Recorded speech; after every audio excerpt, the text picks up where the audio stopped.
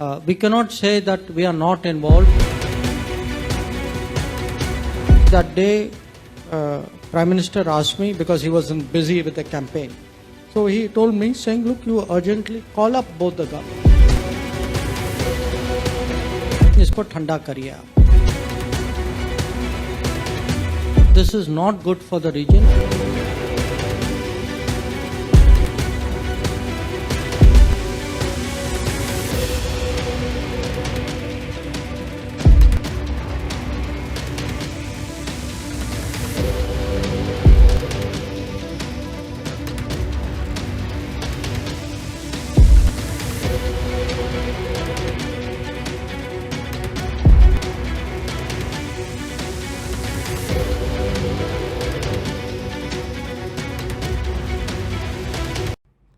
Hello வணக்கம், welcome back to geopolitics Tamil.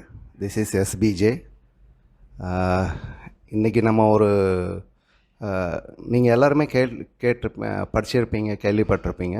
America வந்து இந்தியாவுக்கு த்ரெட்டன் கொடுத்துருந்துச்சு, சேங்ஷன் பண்ண போகிறேன் அப்படின்னு சொல்லிட்டு. ஸோ அந்த சேங்ஷனுக்கு பேசிக்காக என்ன ரீசன்னாக்கா, India Iran Chabahar port deal நடந்தது இல்லைங்களா, அந்த பேசிஸ்லன்னு எல்லாருமே நம்ம நினைக்கிறோம்.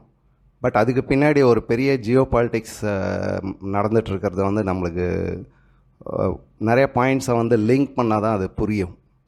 ஸோ நம்ம இந்த மேட்ரை இன்றைக்கி எடுத்துருக்குறோம்.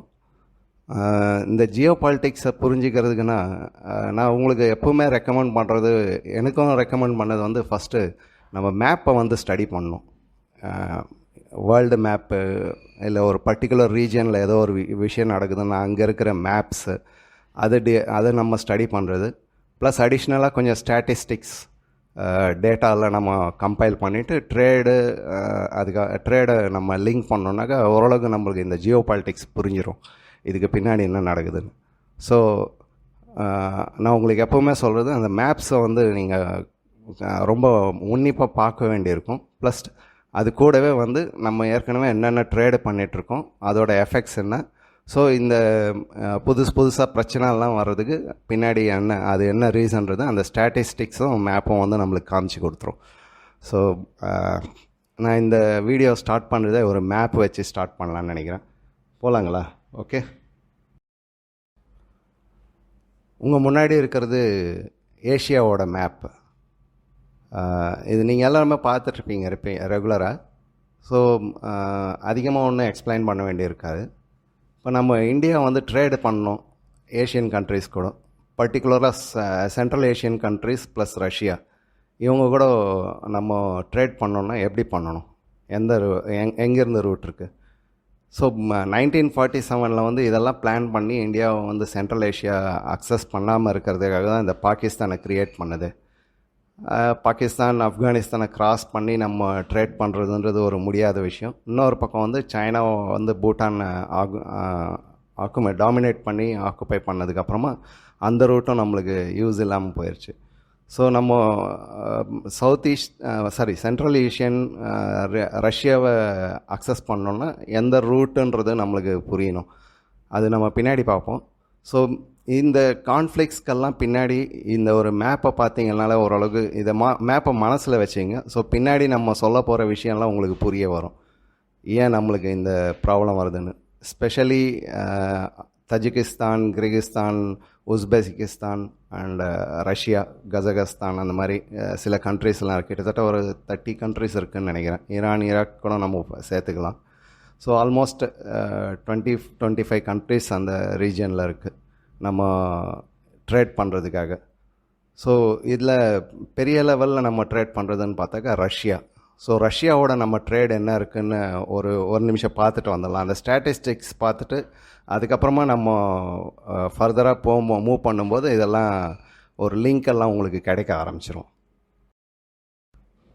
நம்ம central Asia, specially Russia, Ukraine அந்த மாதிரி கண்ட்ரீஸில் வந்து நம்மளுக்கு இம்போர்ட் ஆகிறதுன்னு பார்த்திங்கன்னா சன்ஃப்ளவர் ஆயில் மேஜராக ஆகுது, ப்ளஸ் பெட்ரோல் ப்ராடக்ட்ஸ் தான் ரெகுலராக அது ஆகிட்டு தான் இருக்குது.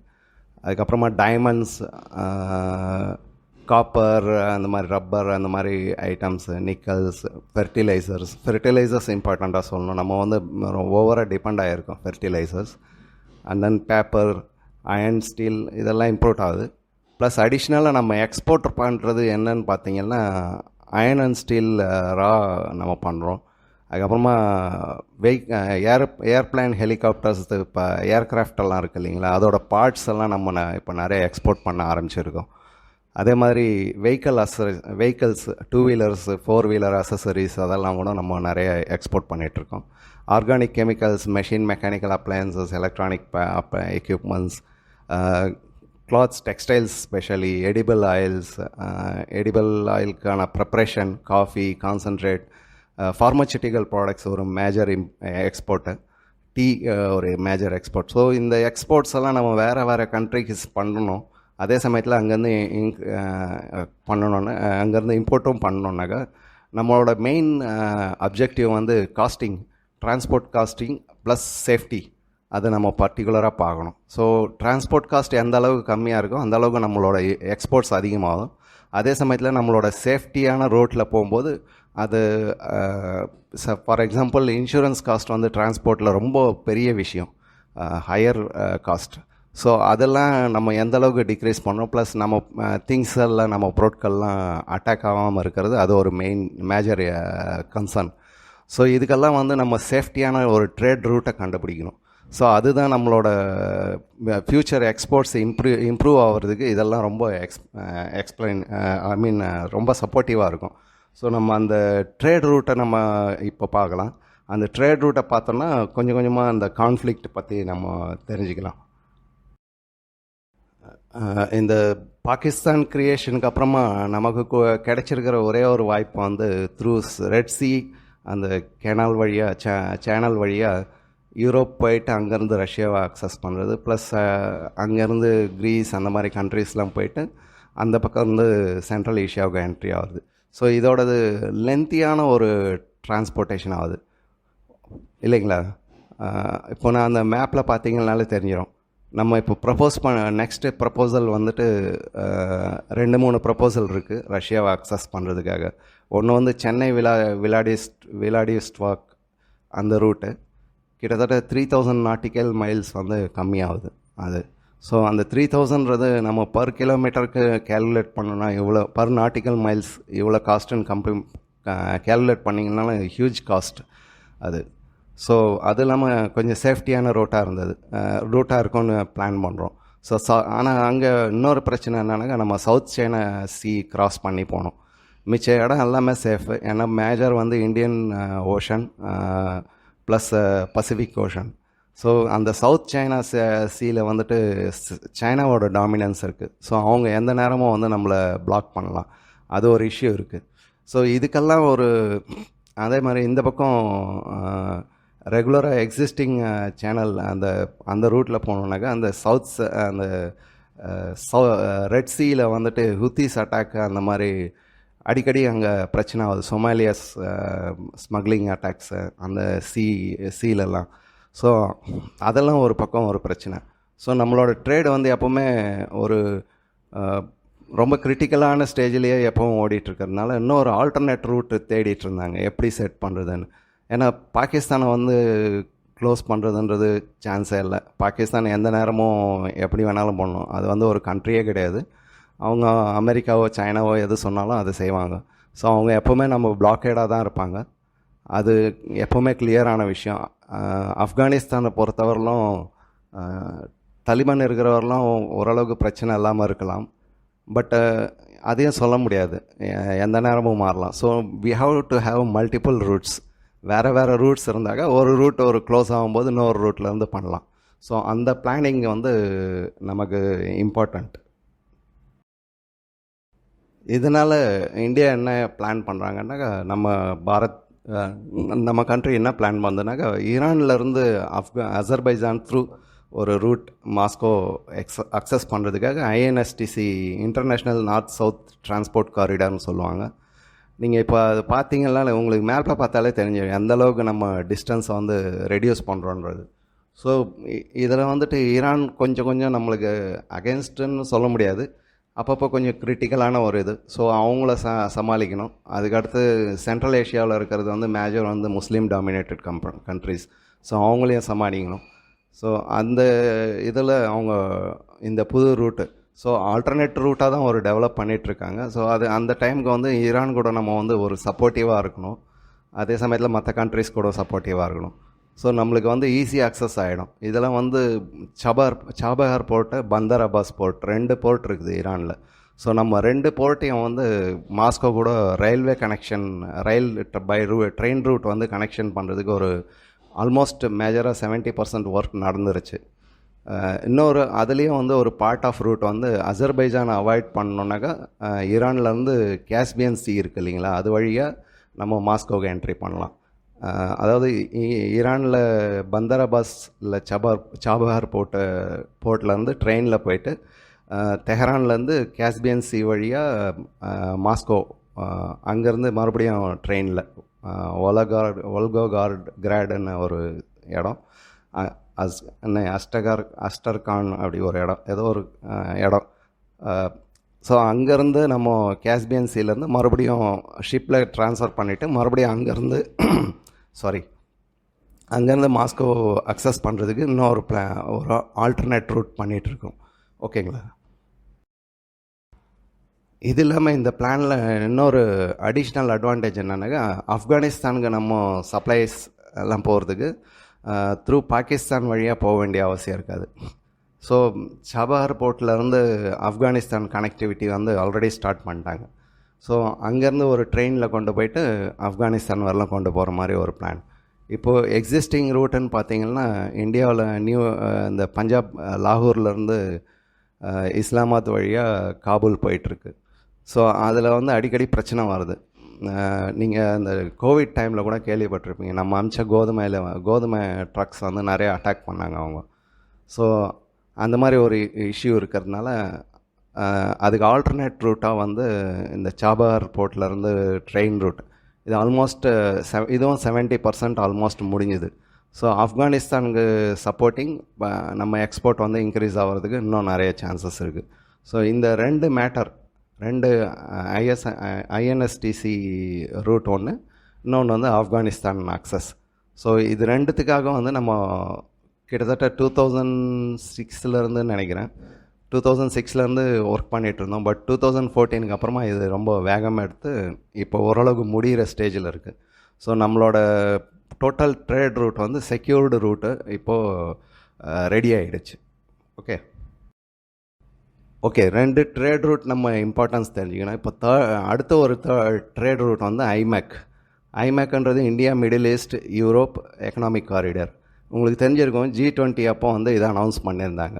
அது நம்ம இந்தியாவிலேருந்து by ship United Arab Emirates Jebel Ali போர்ட்டுக்கு போவோம். அங்கேருந்து சவுதி அரேபியா, இஸ்ரேல் வழியாக, இஸ்ரேல் தானே அந்த ஹைஃபா போர்ட் இருக்குது இல்லைங்களா, ரீசெண்டாக நீங்கள் கேள்விப்பட்டிருப்பீங்க, அடானி அவர் வந்து அது அடானியோட மெயின்டெனன்ஸ் கீழே போயிடுச்சு. ஸோ அது எல்லாமே ப்ரீ பிளான்டு தான். இந்தியாவோட பெஸ்ட்டுக்காக தான் அடானி அந்த போர்ட்டை வந்து எடுத்திருக்காரு. ஸோ அந்த ஹைஃபா போர்ட்லேருந்து கிரீஸ்க்கு பை ஷிப் அகைன் போவோம். அங்கேருந்து பை ட்ரெயின் யூரோப் கண்ட்ரிஸ் ஃபுல்லாக அக்சஸ் பண்ணலாம். நம்ம யூரோப்பியன் யூனியன் அது ஃபுல்லாக அக்சஸ் பண்ணுறதுக்கான ஒரு பெஸ்ட் ரூட். இதுக்கு மெயின் ரீசன் என்னன்னாக்கா, இந்த மறுபடியும் அந்த ரெட் சி அந்த சேனல்லாம் நடக்கிற பிரச்சனைங்க, ஹூத்திஸ் அட்டாக்கு ப்ளஸ் சொமாலியா அவங்க அந்த அட்டாக். ஸோ இதெல்லாம் நம்ம சால்வ் பண்ணோன்னாக்கா முதல்ல இஸ்ரேல் ப்ராப்ளம் சால்வ் ஆகணும். இஸ்ரேல் ப்ராப்ளம் சால்வ் ஆகணும்னா அதுக்கு பின்னாடி இருக்கிறது ஈரான். ஸோ ஈரானை வந்து சரி பண்ணி அவங்கள அந்த ஹமாஸ்க்கு சப்போர்ட் பண்ணாத மாதிரி அவங்கள வந்து சரி பண்ணணும். ஸோ அந்த இதுக்காக ஏன்னா அவங்களுக்கு அது இந்த ப்ராஜெக்டில் அவங்களுக்கு பார்ட் இல்லைன்றது ஒரு பக்கம் ஒரு கோவம் இருக்குது. அதனால் அவங்கள சரி பண்ணி அவங்களுக்கு அந்த ஐஎஸ்என்டிசி அந்த ப்ராஜெக்டில் வந்துட்டு அவங்களுக்கு இம்பார்ட்டன்ஸ் கொடுத்தா அவங்க கொஞ்சம் அவங்களுக்கும் ட்ரேடு, ஏற்கனவே அமெரிக்கன் சாங்ஷன்ஸ்னால ஈரான் வந்து ரொம்ப கஷ்டத்தில் இருக்காங்க. ஸோ அவங்களுக்கும் ஹெல்ப் பண்ணுற மாதிரி இருக்கும், அவங்க நம்ம சொல்கிறத கேட்பாங்கன்றது ஒரு இது. ஏன்னா எல்லாருக்குமே வந்து எண்ட் ஆஃப் த டே பைசா தான் இம்பார்ட்டண்ட். அது ரிலீஜியன்லாம் லாஸ்ட்டு தான், பைசாக்காக எது வேணாலும் பண்ணுவாங்க. ஸோ அவங்கள பசிஃபை பண்ணோன்னா அந்த காரிடார் வழியாக அவங்களுக்கு இன்கம், அவங்களோட எக்ஸ்போர்ட்ஸ் இம்போர்ட்ஸ் அவங்களுக்கும் கொஞ்சம் ப்ராஃபிட் எல்லாம் கிடைக்க ஆரம்பிச்சிச்சுன்னா அவங்க வந்து இந்த பிரச்சனையெல்லாம் கிளறி விடுறது கொஞ்சம் அடங்குன்றது இதுதான் பிளானிங். அதே சமயத்தில் இந்த ஹுதிஸ் பிரச்சனையினால் இந்த ரெட் சீல வழியாக வருது இல்லைங்களா, அதிலெல்லாம் வந்து ஃபுல்லாக அந்த கெனாலெல்லாம் மெயின்டைன் பண்ணுறது தான் டீப் ஸ்டேட், பழைய டீப் ஸ்டேட். ஸோ அவங்க என்னென்னா இந்த ஆப்பர்ச்சுனிட்டியை யூட்டிலைஸ் பண்ணி ஷிப்பிங் காஸ்ட்டெல்லாம் அதிகம் பண்ணிட்டாங்க, ப்ளஸ் இன்சூரன்ஸ் காஸ்ட்டெல்லாம் அதிகம் பண்ணிட்டாங்க, அவங்களுக்கு ப்ராஃபிட். ஸோ நம்மளுக்கு எக்ஸ்போர்ட் காஸ்ட் வந்து இன்க்ரீஸ் ஆகிட்டே போகுது. ஸோ அதை அவாய்ட் பண்ணணும்னா நம்ம இந்த ரூட்டில் போனோம். ஸோ இப்போ உங்களுக்கு ஓரளவுக்கு எல்லாமே புரிஞ்சிருக்கும், கரெக்டுங்களா? ஒரு 3 ட்ரேட் ரூட் வந்து 3-4 ட்ரேட் ரூட்டு நம்மளுக்கு Russia and central Asia access plus European access. So இதெல்லாம் தான் நம்ம மனசில் வச்சுக்கணுன்னா இந்த கான்ஃப்ளிக்ட் உங்களுக்கு புரிஞ்சிடும். நான் ஏற்கனவே சொன்ன மாதிரி இந்த ஆல்டர்னேட் ட்ரேட் ரூட்ஸ் எல்லாம் நம்ம பண்ணலன்னா என்ன ஆகும்னாக்கா ஆஃப்ரிக்காவை சுற்றி நம்ம போக வேண்டியிருக்கும். அப்போ வந்து அரௌண்ட் ரொம்ப காஸ்ட் வந்து ரொம்ப ஹையர் ஆகிடும். ஸோ இந்த காரணத்துக்காக நம்ம வந்துட்டு இந்த ரெட் சி இம்பேக்ட் வந்து அவங்களுக்கு அந்த இன்கம் குறைய ஆரம்பிச்சிச்சுன்னா அவங்க சைலண்ட் ஆயிடுவாங்க. ஏன்னா இன்கம் தான் எல்லாமே பேசிஸ். ஸோ அவங்க ஹூத்திஸை கிளறி விடுறது வந்து நம்ம நினைக்கிறோம் ஈரான்னு, பட் இன்பிட்வீன் பின்னாடி இருக்கிறது வந்து டீப் ஸ்டேட் தான். அது இதெல்லாம் வந்து ஜியோ பாலிட்டிக்ஸ் ரெகுலராக மானிட்டர் வாட்ச் பண்ணுறவங்களுக்கு இதெல்லாம் நல்லா ஈஸியாக புரிஞ்சிடும். ஸோ நம்ம அந்த எக்ஸ்பென்ஸை வந்து கம்மி பண்ணலாம். பட் சவுத் அமெரிக்கா போகிறதுக்கு மேபி அது வந்து ப்ராஃபிட்டபுளாக இருக்கும். பட் மற்ற யூரோப் கண்ட்ரீஸ்க்கெல்லாம் வந்து இந்த மாதிரி அந்த ரெட் சி யூஸ் பண்ணுறது வந்து நமக்கு கொஞ்சம் கிரிட்டிக்கல் தான். ஸோ ஆல்டர்னேட் ரூட்ஸ் கண்டிப்பாக தேவையப்படும். ஓகேங்களா? இந்த மேப் வந்து சைனாவோட ட்ரேட் ரூட். சைனா எப்படி அக்சஸ் பண்ணுது யூரோப்புக்கு, ப்ளஸ் அடிஷ்னலாக ஆஃப்ரிக்கன் கண்ட்ரீஸ், மிடில் ஈஸ்டெல்லாம் எப்படி அக்சஸ் பண்ணுறதுக்கான இந்த ட்ரேட் ரூட். இதில் பார்த்தீங்கன்னா south China சீலேருந்து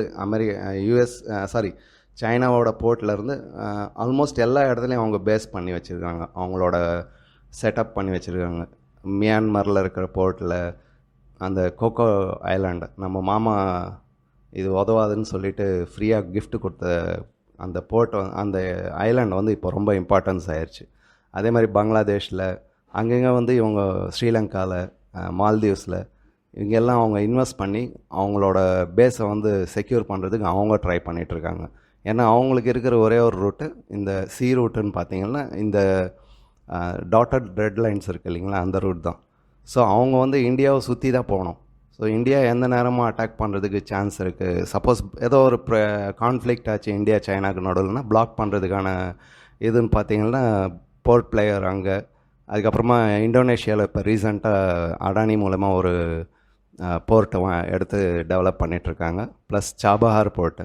so India block பண்ணுறதை தடுக்கிறதுக்கு அதுக்கான ஆல்டர்னேட் ரூட்டாக அவங்க யோசிக்கிறது வந்து அந்த பாகிஸ்தான் வழியாக அந்த பாகிஸ்தானோட போர்ட்டுக்கு வந்து அங்கேருந்து டெலிவரி பண்ணுற மாதிரி அந்த ரூட் ஒன்று அவங்க ரெடி பண்ணிகிட்ருக்காங்க.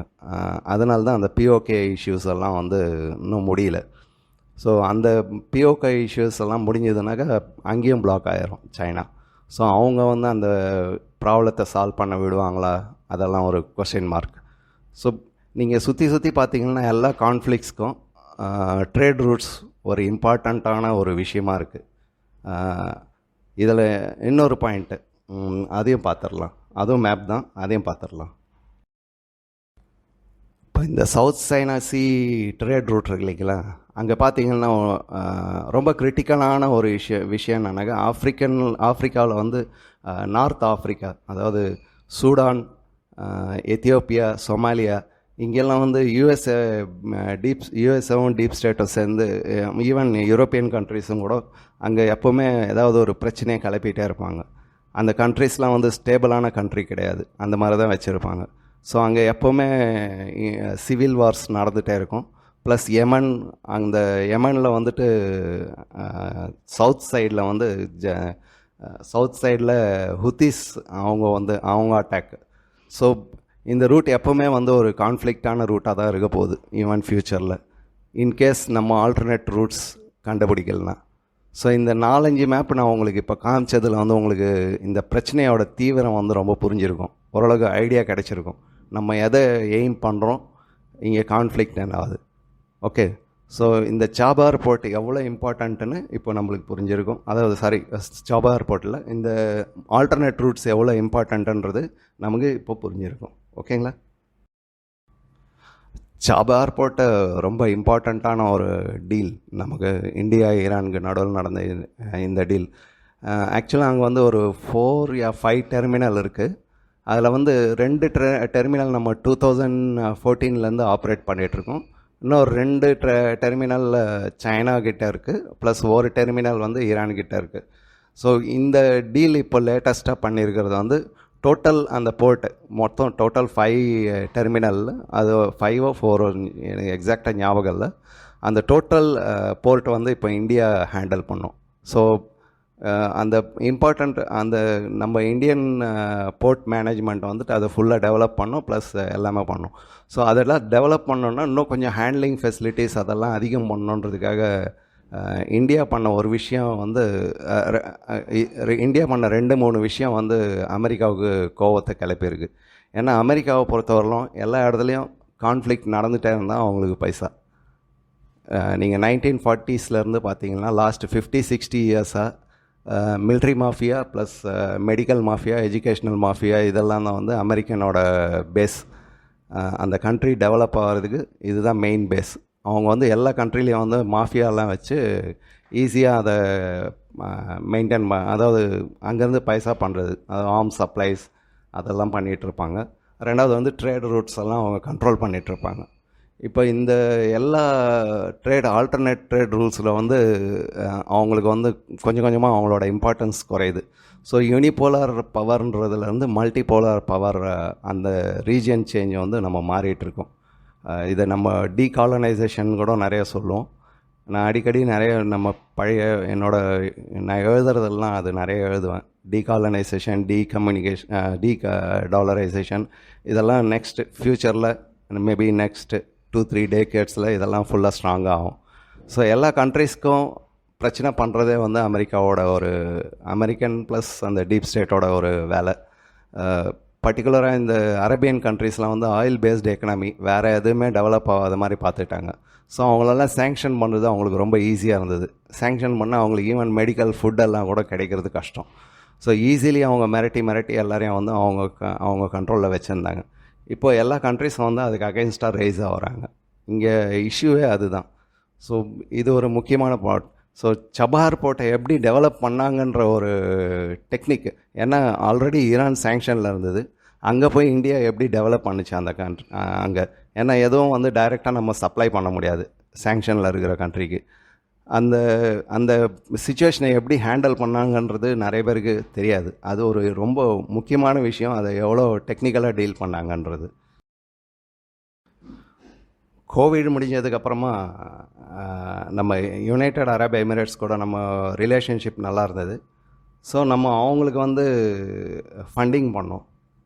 ஏன்னா இந்தியன் கண்ட்ரிஸ் வந்து டைரெக்டாக வந்து அங்கே க்ரேன் அதெல்லாம் பர்ச்சேஸ் பண்ணுறதோ அந்த இதெல்லாம் யாரும் வந்து ரெடியாக இல்லை. ஏன்னா அங்கே சேங்ஷன் இருந்ததுனால எந்த யாரும் வந்து கான்ட்ராக்ட்ஸ் எடுக்கிறதுக்கு ரெடி இல்லை. ஸோ இது வந்து ஒரு டெக்னிக்கலாக கல்ஃப் பேஸ்டு என்டைட்டிஸ் வந்து அங்கே இன்டைரக்டாக ஒர்க் பண்ணாங்க.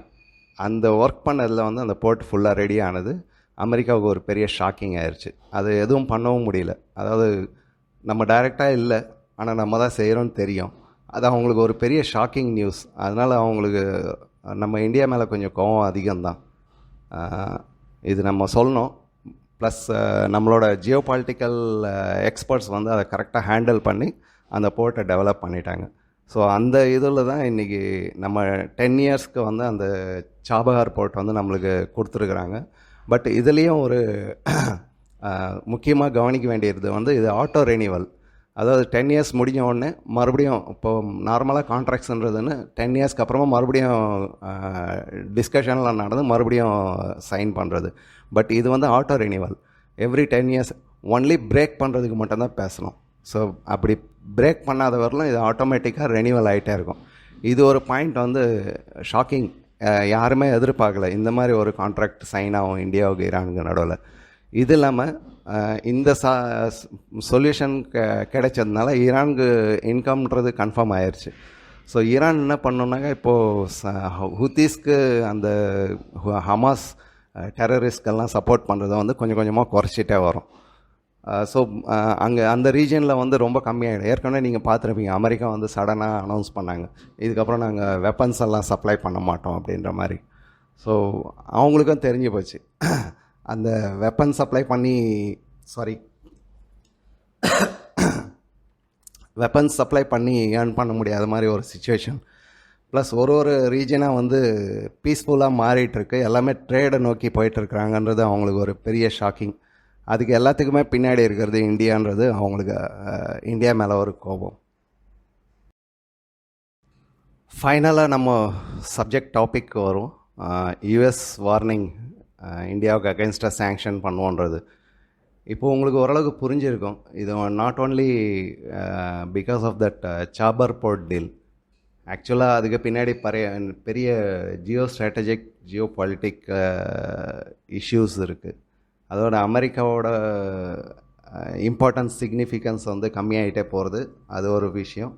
ரெண்டாவது வந்து டீப் ஸ்டேட்ஸ் பிளானிங் எல்லாம் வந்து ஃபெயிலர் ஆகுது. அதாவது அவங்க கண்ட்ரிஸ் எல்லாம் க்ரியேட் பண்ணாங்க இல்லைங்களா, லாஸ்ட் 50 இயர்ஸில் கண்ட்ரிஸ் எல்லாம் எப்படி கண்ட்ரோல் பண்ணாங்க, கொஞ்சம் கொஞ்சமாக அந்த ஸ்டாண்ட்லேருந்து எல்லாம் டீகாலனைஸ் ஆகிறாங்கன்றது ஒரு முக்கியமான விஷயம். சரி, இதெல்லாம் நம்ம ஏற்கனவே பார்த்துட்டோம். ஸோ யூஎஸ் ஆக்சுவலாக இந்தியா மேலே சேங்ஷன் பண்ண முடியுமா? சேங்ஷன் பண்ணால் அதோட எஃபெக்ட் எந்த அளவுக்கு இருக்கும்? நம்ம ஆல்ரெடி ரஷ்யாவுக்கு அகேன்ஸ்ட் சேங்ஷன் பார்த்தோம். ரஷ்யா உள்ட்டா அது நல்லா டெவலப் ஆகிட்டு தான் இருக்குது. அதாவது ட்ரேடில் maybe they are still suffering, அந்த வார் லாஸஸ்லாம் இருக்குது. பட் அவங்க வந்து அந்தளவுக்கு எதிர்பார்த்த அளவுக்கு 2 வருஷம் ஆனதுக்கப்புறமாவும் அவங்க வந்து ரொம்ப அதாவது சுருங்கி போகல. சேம் ஈரானுக்கு ரொம்ப நாளாக சேங்ஷன் பண்ணியிருக்காங்க, நிறைய கண்ட்ரீஸ்க்கு அந்த மாதிரி சேங்ஷன் பண்ணிகிட்ருக்காங்க. Somehow they are surviving. So இன்றைக்கி இருக்கிற வேர்ல்டில் வந்து அந்த யூனிபோலார் அந்த லீடர்ஷிப்பு, வேர்ல்டு போலீஸ்ன்ற அந்த இமேஜ் வந்து போயிட்டே இருக்குது கொஞ்சம் கொஞ்சமாக. நெக்ஸ்ட் 20-30 இயர்ஸில் இந்த டீகாலனைசேஷன் இதெல்லாம் இன்னும் ஸ்ட்ராங் ஆகும். அதை வந்து யாராலையும் தடுக்கவே முடியாது. லாஸ்ட் 40-50 இயர்ஸில் வந்துட்டு கண்ட்ரியெல்லாம் ஸ்பெஷலாக இவங்க சேங்ஷன் பண்ணி அஃபெக்ட் ஆன கண்ட்ரிஸ் பார்த்திங்கன்னா அவங்க ஆயில் பேஸ்ட் எக்கனாமி, அவங்கக்கிட்ட வேறு டெக்னாலஜியோ இல்லை வேறு சோர்ஸஸோ இல்லாமல் இருந்தது. ஸோ ஃபுட்லேருந்து மெடிசன்லேருந்து எல்லாத்துக்குமே வெளியே டிபெண்ட் ஆகிருக்கிறதுனால அவங்கள ஈஸியாக வந்து இவங்க சேங்ஷன் பண்ணி அவங்க வழி கொண்டு வந்துட்டாங்க. பட் இன் ஃப்யூச்சர் இதெல்லாம் வந்து எல்லா கண்ட்ரியும் பண்ணுறது வந்து கஷ்டமான ஒரு விஷயம், ஸ்பெஷலி இந்தியா. ஏன் அது ஒரு முக்கியமான ரீசன். நம்ம அது மறுபடியும் நான் சொல்கிறேன், அந்த ட்ரேட் ஸ்டாட்டிஸ்டிக்ஸ் அதை பார்த்திங்கன்னா இப்போ இதுவரையிலும் நம்ம மேப்பை பார்த்தவொடனே ஓரளவுக்கு புரிஞ்சிருக்கும். அடுத்தது அந்த ட்ரேட் ஸ்டாட்டிஸ்டிக்ஸ், இந்தியா அமெரிக்காவுக்கு நடுவில் இருக்கிற ட்ரேட் ஸ்டாட்டிஸ்டிக்ஸ் அது பார்த்துட்டிங்கன்னா அதுவும் புரிய வந்துடும். இந்தியா யூஎஸ்ஏ மேலே டிபெண்ட் ஆகிருக்கா இல்லை யூஎஸ்ஏ இந்தியா மேலே டிபெண்ட் ஆகிருக்கா? உங்களோட கருத்து என்ன? என்னை பொறுத்தவரையிலும் இன்றைக்கி வேர்ல்டு குளோபல், இன்றைக்கி அதாவது குளோபல் வந்து குளோபலாக இந்த மாதிரி ஒருத்தர் டிபெண்ட் ஆகிருக்கிறது வந்து அதை தவிர்க்க முடியாத ஒரு விஷயம். ஸோ யாரும் வந்து யாரையும் வந்து அவாய்டும் பண்ண முடியாது, ஒரே சமயத்தில் ஒருத்தர் மேலே டிபெண்டாகவும் இருக்க முடியாது. So we have to have multiple trade partners. அதில் இந்தியாவோட இம்பார்ட்டன்ஸு யூஎஸ்ஏக்கு இருக்குது, இதர் எக்ஸ்போர்ட் ஆர் இம்போர்ட். அதே சமயத்தில் யூஎஸ்க்கும் இந்தியாவோட எக்ஸ்போர்ட் ஆர் இம்போர்ட் வந்து கண்டிப்பாக இருக்குது. ரீசெண்டாக ஒரு நியூஸ் வந்தது, அதாவது சைனா வந்து இந்தியாவோட டாப் ட்ரேடிங் பார்ட்னராக மாறிட்டாங்கன்னு. அதாவது யூஎஸ்ஏல பொறுத்தவரையிலும் மேனுஃபேக்சரிங் பேஸ் வந்து ரொம்ப கம்மி, மேனுஃபேக்சரிங் செட்டப். அவங்களோட பேட்டர்ன்ஸு, இந்த ஐடி டெக்னாலஜிஸ் இந்த பேஸில் தான் இருக்குது. ஸோ இந்தியாவிலேருந்து ஐடி சர்வீசஸ் வந்து நம்ம கொடுத்துட்ருக்கோம். இந்தியாவிலேருந்து யூஎஸ்ஏக்கு நம்ம ID service around ID services பார்த்திங்கன்னா யூஎஸ் வந்து நம்ம மேலே 60% ஆர் 70% சம்திங் அவங்க வந்து நம்ம மேலே டிபெண்ட் ஆகிருக்காங்க. சப்போஸ் இந்தியா இந்த ஒரு விஷயத்தை எடுத்துக்குவோம், சப்போஸ் இந்தியா மேலே அவங்க சேங்ஷன் பண்ணுறாங்கன்னா அதே சேங்ஷன் நம்ம வந்து யூஎஸ் மேலே பண்ண முடியும். அந்த ஐடி சர்வீசஸை நிறுத்திட்டோம்னா மொத்தம் அமெரிக்கா வந்து டப் ஆகிடும். என்ன பண்ண முடியும் அவங்க? அதே சமயத்தில் இந்தியாவிலேருந்து டெக்ஸ்டைல் சிமெண்ட் அதெல்லாம் நிறைய எக்ஸ்போர்ட் ஆகுது. சடனாக அதுவும் பிளாக் ஆயிடுச்சுனாக்கா அவங்களுக்கும் பிரச்சனை. ஸோ ஏன்னா நான் எக்ஸ்போர்ட் பண்ண மாட்டேன், நீ தான் சேங்ஷன் போட்டிருக்க. பட் மற்ற கண்ட்ரிஸ் வந்து நமக்கு சப்போர்ட்டிவாக வரும். அதனால் நம்ம எந்த கண்ட்ரி மேலேயும் டிபெண்ட் ஆகாமல் இருக்கிறதுக்காக தான் இப்போ இருக்கிற கரண்ட் கவர்மெண்ட் வந்து ஆல்மோஸ்ட் வேர்ல்டில் இருக்கிற 190 கண்ட்ரிஸ் எல்லாருக்கூடவும் கொஞ்சமாவது ட்ரேடு பண்ணணும். இது வந்து நம்ம 2000லேருந்து பண்ணியிருக்கலாம். ரெண்டாவது வந்து ஐடி சர்வீசஸ் செக்டரை மட்டும் பேஸ் பண்ணி இந்தியாவை, அதாவது இந்த ஐடி சர்வீசஸ்ன்றது வந்து எனக்கு ரொம்ப ஒரு வருத்தமான விஷயம். நம்ம யங்ஸ்டர்ஸ் எல்லாம் வந்து காசுக்காக ஐடி சர்வீசஸ் தான் மெயினாக ஃபோக்கஸ் பண்ணுறாங்க. பட் ஆக்சுவலாக அதுக்கு பின்னாடி 2000லேருந்து ஒரு மோசமான ஒரு பிளானை வந்து டீப் ஸ்டேட் எக்ஸிக்யூட் பண்ணாங்க. அதாவது சைனாவை வந்து மேஜராக வந்து மேனுஃபேக்சரிங் சென்டராக பண்ணுறது, அங்கேருந்து எல்லா கண்ட்ரியும் வந்து கன்சியூமர் கண்ட்ரியாக மாற்றுறது. அதே சமயத்தில் இந்தியாவை வந்து ஐடி சர்வீசஸில் மட்டும் எல்லாரையுமே போகணும். ஸோ இங்கே வந்து ப்ரொடக்ஷன் டெக்னாலஜி நியூ இனோவேஷன் இதெல்லாம் வந்து வளராமல் இருக்கிறதுக்கு அந்த ஸ்கில்டு பர்சன்ஸ் எல்லாம் வந்து ஒரு நல்ல சேலரி கிடச்சிச்சின்னா, சாரி என்னோடய உடம்பு சரியில்லை இன்றைக்கி, அதனால் கொஞ்சம் ஸ்பீச்சில் டிஸ்டர்பன்ஸ் ஆகுது, சாரி ஃபார் தட். பட் இது இம்பார்ட்டண்ட்டான விஷயன்றதுனால நான் இன்றைக்கி பண்ணேன், இல்லைனா பண்ண வேணான்னு தான் யோசித்தேன் முதல்ல. So okay, thank you for supporting me. And then அந்த 2000க்கு அப்புறமா வந்து என்ஜினியரிங் ஸ்டூடெண்ட்ஸ், மெக்கானிக்கல் அந்த மாதிரி engineering students, even medical students எல்லாரையும் வந்து ஐடி சர்வீசஸ் பக்கம் அவங்க இழுக்கிறதுக்காக ஃபியட் கரன்சி, அதாவது பிரிண்டட் டாலர்ஸ், அது வந்து உங்களுக்கு தெரியும், அதெல்லாம் டாலர்ஸ் எப்படி அவங்க மேனேஜ் பண்ணுறாங்கன்னு. ஸோ அதை வச்சு இவங்க ஐடி சர்வீசஸில் அந்த அளவுக்கு இன்க்ரீஸ் பண்ணாங்க சேலரியில். ஸோ என்ஜினியரிங்லலாம் வந்து யாரும் ஒர்க் பண்ணுறதுக்கே ரெடி இல்லை. படிக்கிறது என்ஜினியரிங்னா கூட அங்கே ஈவன் டேட்டா என்ட்ரி ஆப்ரேட்டராக கூட போகிறதுக்கு ரெடியாக இருக்கிறாங்க. ரெண்டாவது நல்ல ஒரு ஆஃபீஸில் உட்காந்துட்டு ஏசியில் கம்ப்யூட்டர் முன்னாடி உட்கார்றது தான் நம்ம வந்து பெருமையாக நினைக்கிறோம், நம்ம யங்ஸ்டர்ஸ். ஈவன் நம்மளும் அந்த மாதிரி தான் பண்ணோம், தப்பு பண்ணோம். ஸோ அதனால் என்னென்னா லாஸ்ட் 25 இயர்ஸாக எந்த மேனுஃபேக்சரிங் வந்து இங்கே டெவலப் ஆகலை, புது டெக்னாலஜிஸ் புது இன்வென்ஷன்ஸ் எல்லாம் இல்லாமல் போயிடுச்சு. ஸோ இப்படி வந்து நம்ம இந்தியாவை வந்து அவங்க இது பண்ணியிருக்காங்க.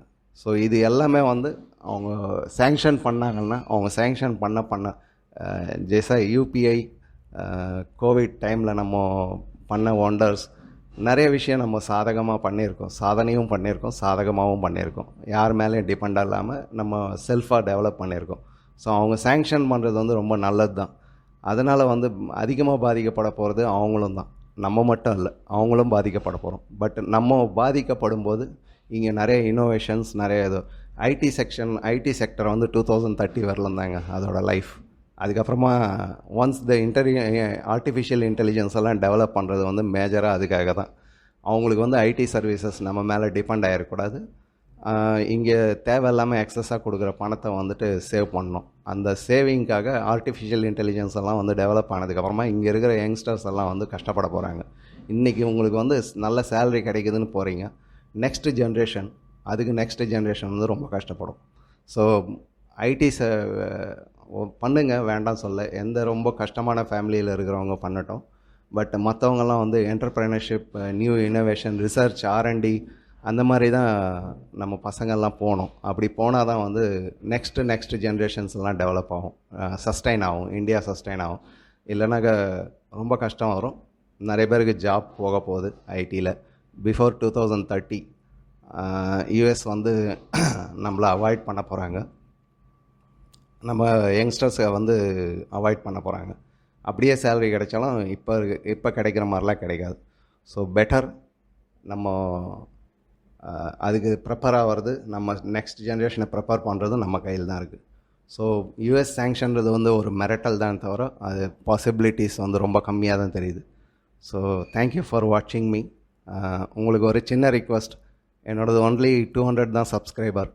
உங்களால் முடிஞ்ச அட்லீஸ்ட் எனக்கு ஒரு 500 சப்ஸ்கிரைபர் பண்ணி கொடுத்தீங்கன்னா என்னோடது வீடியோஸ் ரீச் வந்து நிறைய பேருக்கு கிடைக்கும். ஸ்பெஷலி யங்ஸ்டர்ஸ்க்கு நான் அட்ரஸ் பண்ணுறதுக்கு என்னோடய இன்ட்ரெஸ்ட்டு. அவங்க தான் வந்து நம்மெல்லாம் முடிஞ்ச அடுத்த ஜென்ரேஷனை வந்து அவங்க இதெல்லாம் புரிஞ்சுக்கணும், இந்த ஜியோ பாலிட்டிக்ஸ். அது புரிஞ்சாங்கன்னாக்கா நம்ம கண்ட்ரியும் நல்லாயிருக்கும், அவங்களோட நெக்ஸ்ட் ஜென்ரேஷன்ஸும் நல்லாயிருக்கும். ஸோ ப்ளீஸ் சப்ஸ்கிரைப் பண்ணுங்கள், ஷேர் பண்ணுங்கள். Thank you very much. Bye bye. See you. Jai Hind.